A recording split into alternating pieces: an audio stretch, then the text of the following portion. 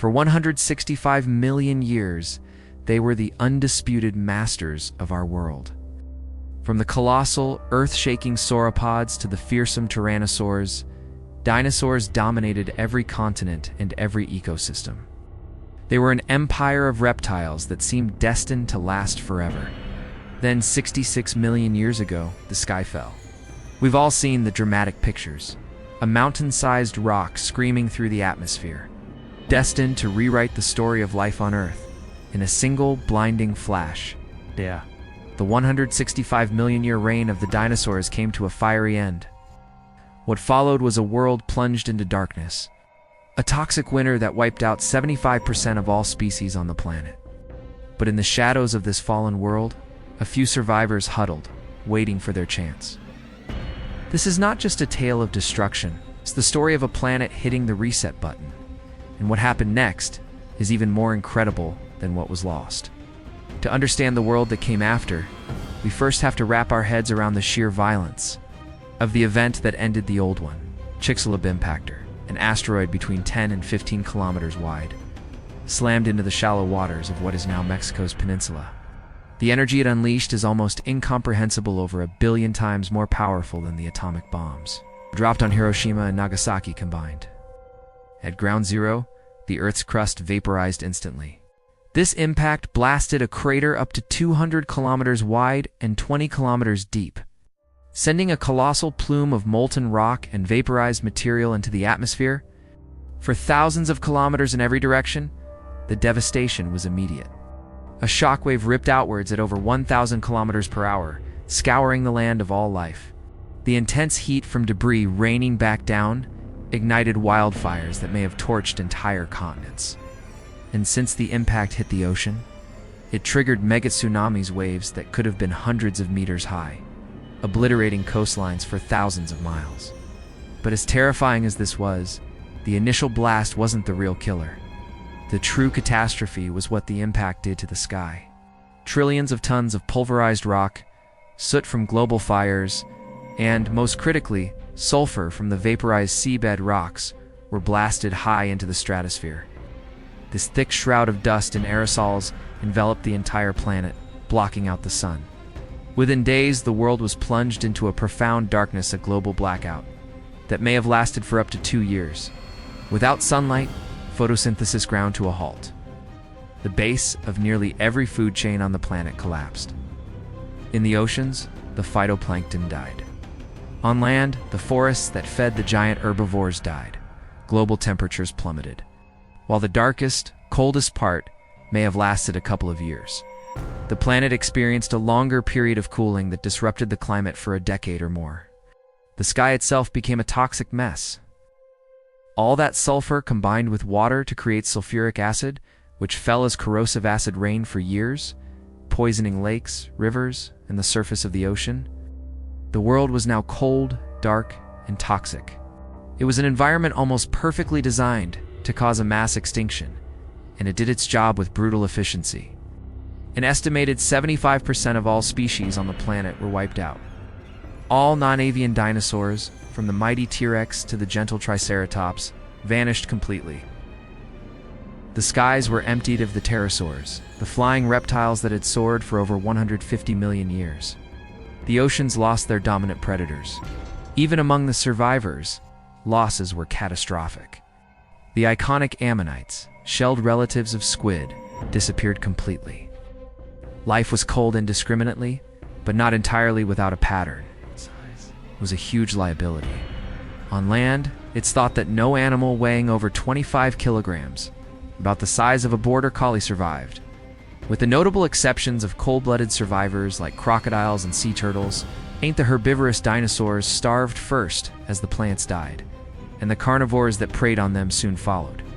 But the asteroid might not have been a lone killer. For thousands of years leading up to the impact, massive volcanic eruptions were spewing climate-altering gases from the Deccan Traps in modern-day India.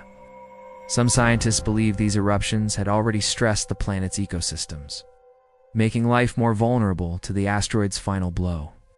Others argue the impact's seismic shock was so great it actually intensified the volcanic activity, delivering a devastating 1-2 punch to life on Earth.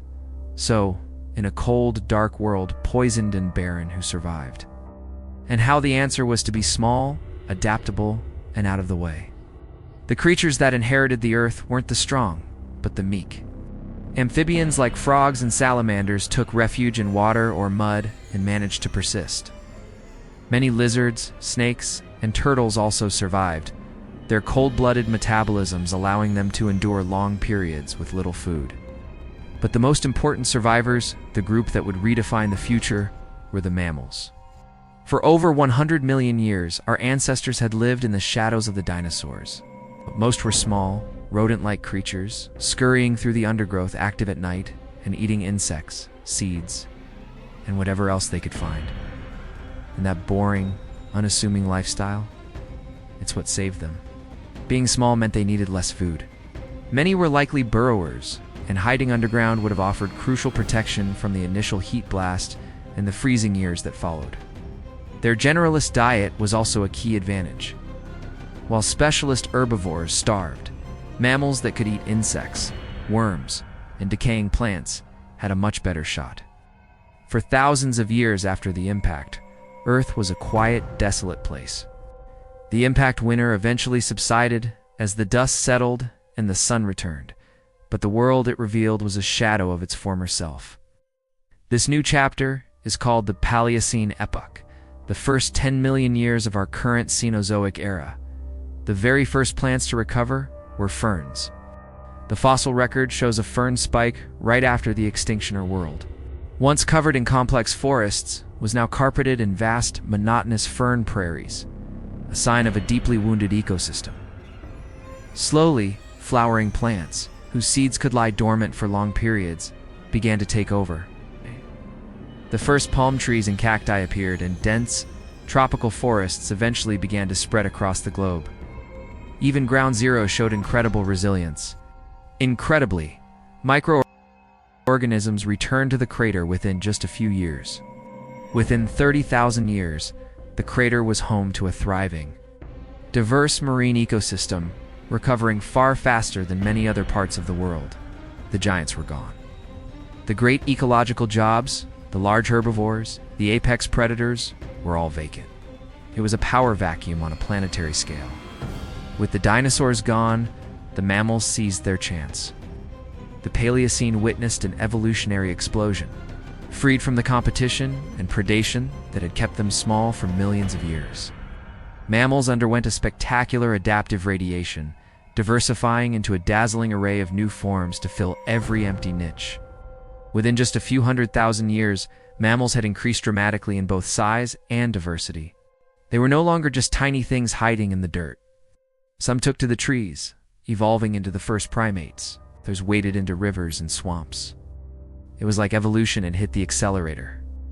Fossil discoveries from this time paint a picture of incredible experimentation. We see the emergence of the first hoofed mammals, the distant ancestors of everything from horses to deer.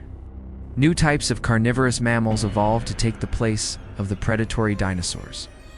Placental mammals, our own lineage, which were rare before the extinction, suddenly flourished.